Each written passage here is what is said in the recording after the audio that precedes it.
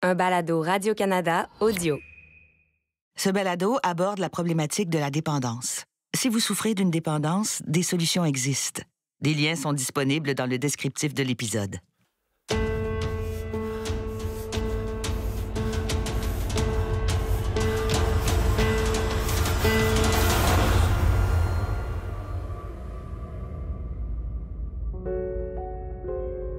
La dépendance s'insinue sournoisement, au fil de situations parfois banales sur lesquelles on pense pourtant avoir le contrôle.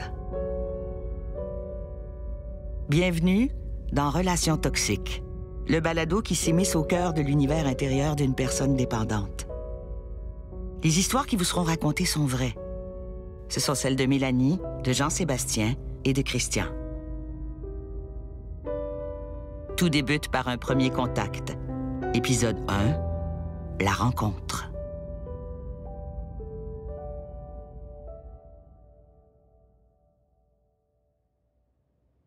Au début de la trentaine, je suis un jeune professionnel qui a le vent dans les voiles, en fait. Je suis grand blond avec des yeux bleus, j'ai plein de tatous, un petit peu edgy, mais en même temps, je porte du Hugo Boss pour aller travailler. Je suis en forme, je m'entraîne. Je peux brûler la chandelle par les deux bouts, je le ressens pas trop, là. J'ai une agence de relations de presse à moi qui va très bien, en fait, qui représente le milieu culturel. Il y a beaucoup de beaux contrats. Je me suis récemment associé à une autre boîte aussi, puis cette entité-là est en train de devenir quelque chose de gros. On travaille beaucoup, on a des beaux clients, on a des gros clients. Je suis un gars en couple aussi, depuis probablement 9 ans à ce moment-là, avec le même gars. Et puis, avec les heures travaillées qui s'accumulent et qui s'empilent, la charge de travail, la charge mentale, j'ai besoin de beaucoup d'échappatoires dans les quelques moments où j'ai du temps. Fait que je commence à boire, faire le party, mais tranquillement, il y a de la coke qui s'insère. Mais c'est gérable. C'est-à-dire que la vie, l'argent rentre, la carrière avance, puis j'ai des refuges qui fonctionnent. Mais je suis pas particulièrement heureux.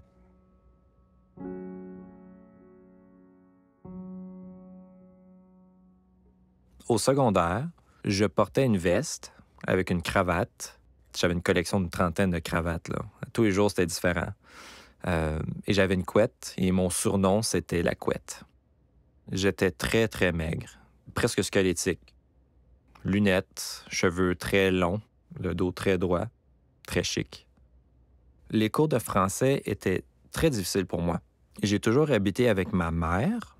Le français, c'est sa 3e langue. Elle a appris l'allemand, ensuite l'anglais, ensuite le français. Donc, j'ai appris un français spécial. Durant mon adolescence, ma mère est en dépression et mon père, ça va faire 1 an que j'ai pas parlé. Je suis très isolé. Je suis même pas conscient de qu'est-ce qui se passe parce que je m'isole déjà complètement. Où c'est très difficile, surtout pour la relation avec ma mère parce que ma mère est très importante pour moi et elle n'est pas là présentement. Elle est là physiquement, mais mentalement, elle est épuisée. Émotivement, elle n'est pas là.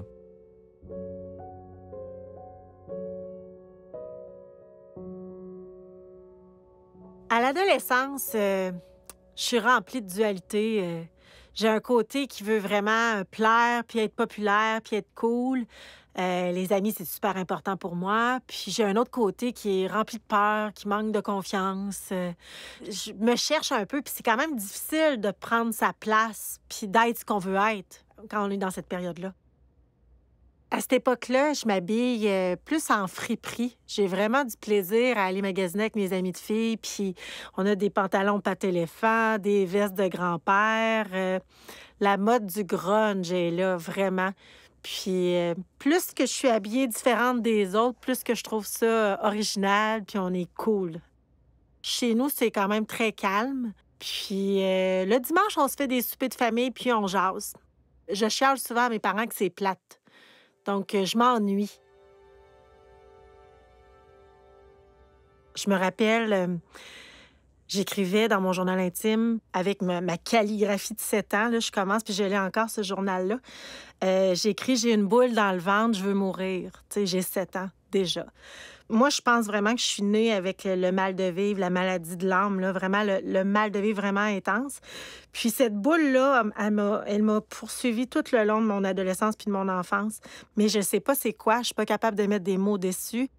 Mais c'est un mal constant. Je veux constamment être ailleurs, je me compare. Ça paraît pas beaucoup de l'extérieur, mais c'est ce que je ressens à l'intérieur de moi. J'ai peur de prendre ma place, j'ai peur de pas être à la hauteur, j'ai peur qu'on ne m'aime pas, j'ai peur, j'ai peur.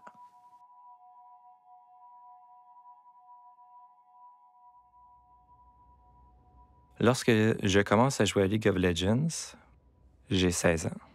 C'était un nouveau monde parce que League of Legends, c'est un jeu compétitif avec une centaine de personnages différents où est-ce que tu en choisis un dans une équipe de 5, puis le but, c'est de conquérir la base ennemie.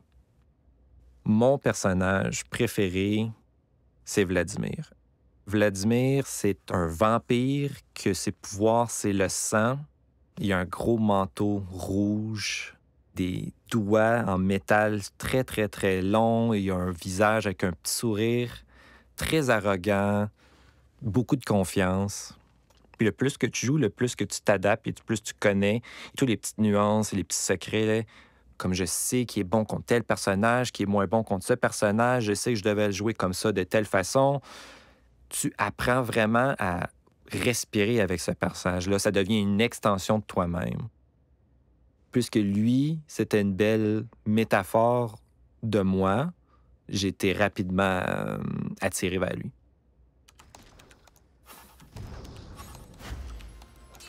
Je joue dans ma chambre, les lumières éteintes. Et la seule chose qui est allumée, c'est l'écran d'ordinateur. C'est complètement noir alentour de moi. Il y a seulement l'écran qui est allumé et qui prend mon attention. Le reste n'existe pas. J'ai les yeux grands ouverts. J'ai le dos complètement crispé. Je sens un grand moment de victoire. Je suis fier, je suis content. Je suis même dans l'extase, honnêtement.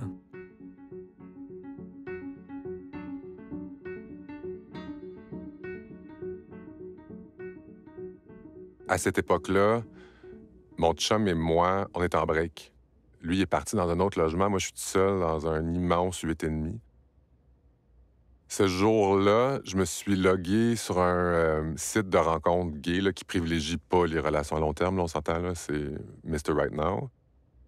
Puis je commence à jaser avec un gars qui me dit « Viens-t'en, on est dans le village, on est deux. » Fait que j'embarque dans un taxi, puis je me rends là-bas. On était l'après-midi. Je débarque du taxi, je le paye. Puis là, je sonne et il faut que je monte un escalier, tu sais, des espèces d'escaliers hyper à pic qui en finissent plus, que tu veux jamais déménager là pour pas monter un frigo, là. Fait que je monte. Puis quand j'ai ouvert la porte, ben en fait, il y a personne qui m'a répondu. J'ai juste cogné, on m'a gueulé, entré. Je suis arrivé, puis il y avait deux gars à moitié tout nus, un matelas à terre dans le salon, à côté du sofa. Il y a de la musique. L'appart est un bordel. Mais bon, je suis rentré. Le gars chez qui on était, c'était un homme dans la quarantaine avancée, sinon le début de la cinquantaine. Très grand. Moi, je fais 6 pieds 2, puis il m'accotait, là. Fait que très grand, carré. Le deuxième gars qui était avec lui, je pense pas que c'est la première fois qu'ils se voyaient.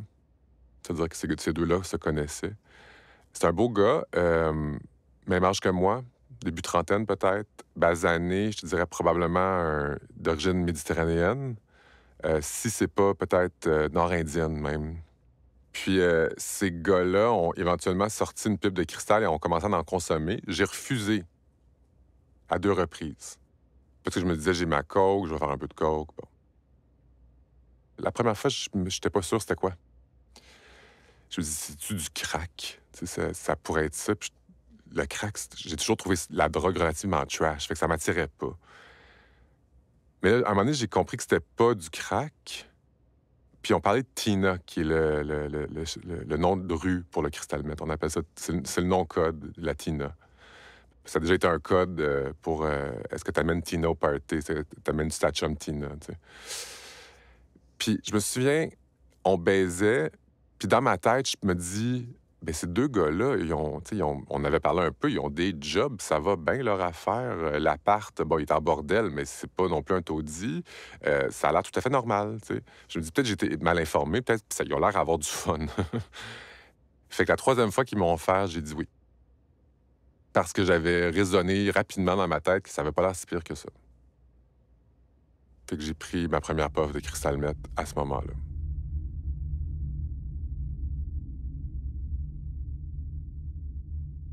À ce moment-là, j'ai 14 ans.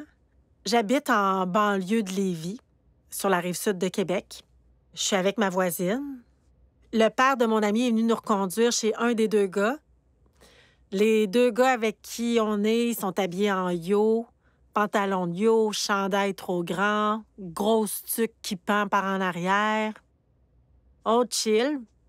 Puis là, un des deux gars dit « Hey, on pourrait aller se trouver de la bière puis on pourrait aller en arrière de l'épicerie. » En cours de route, on s'arrête au dépanneur. Les gars vont vers les messieurs qui arrivent puis ils leur demandent pour nous sortir de la bière. Moi, j'étais un peu stressée, mais en même temps, j'étais excitée puis j'espère vraiment que ça va fonctionner. On se fait dire non plusieurs fois. Puis finalement, il y en a un qui finit par dire oui. Une fois qu'on a notre bière, on s'en va en arrière du gros super carnaval. On a les lampadaires, mais on est bien cachés. Il n'y a pas grand monde qui peut nous voir. Puis là, on est prêt à commencer à boire. J'ouvre ma bière. Puis là, je me rappelle, on s'était acheté chacun une Kin-Can. Puis, tu sais, quand je l'ai ouvert, la Kin-Can, je l'ai calée, là. Puis je me rappelle à ce moment-là, l'effet que ça m'a fait pour moi, ça a été « wow, j'ai trouvé la solution à ma vie ». Comme ça a été, je pense, mon premier coup de foudre à vie. Tout d'un coup, je deviens vraiment drôle, je m'amuse, je rigole. Le petit gars que je trouve cute, il me fait plus peur. Puis là, pour moi, c'est clair que j'ai trouvé ma voie et ma solution. Puis à partir de ce moment-là, j'ai bu tous les vendredis qui ont suivi.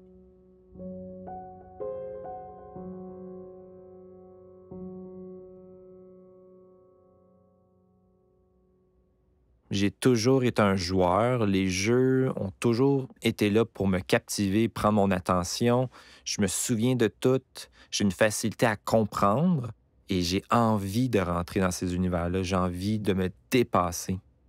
Non seulement c'est un sentiment de contrôle, mais c'est un but, un objectif dans ma vie, un moment où que je broie du noir, je vois rien, je suis isolé, je suis séparé de tout le monde, mais ça me donne un objectif de devenir meilleur. Ça me donne une raison de me lever, puis encore plus, ça me donne une raison de rester réveillé.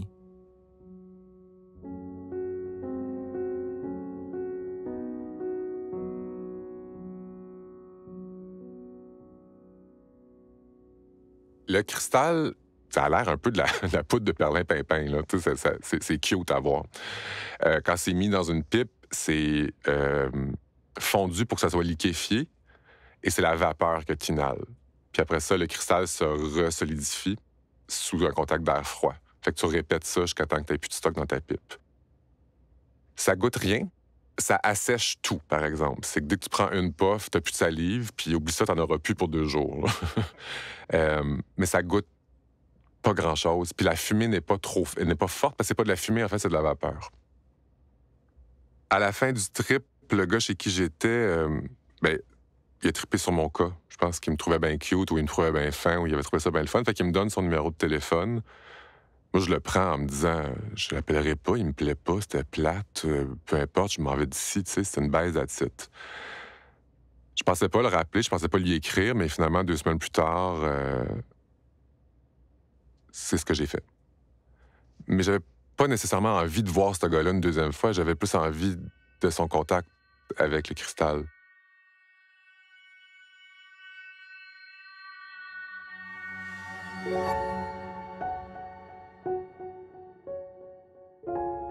Relations toxiques est une réalisation de Catherine Lavoie et Yannick Chapdelaine. Vous venez d'écouter l'épisode 1, La rencontre. Dans le prochain épisode, La lune de miel. Je suis bien, je suis en euphorie, je flotte. C'est pas compliqué, là. Je suis comme dans une lumière chaude qui flotte. C'est les frissons qui montent de la colonne jusqu'à ton cerveau, c'est l'extase. L'orgasme sur le cristal, c'est tellement puissant que ton cerveau n'est pas supposé connaître ça.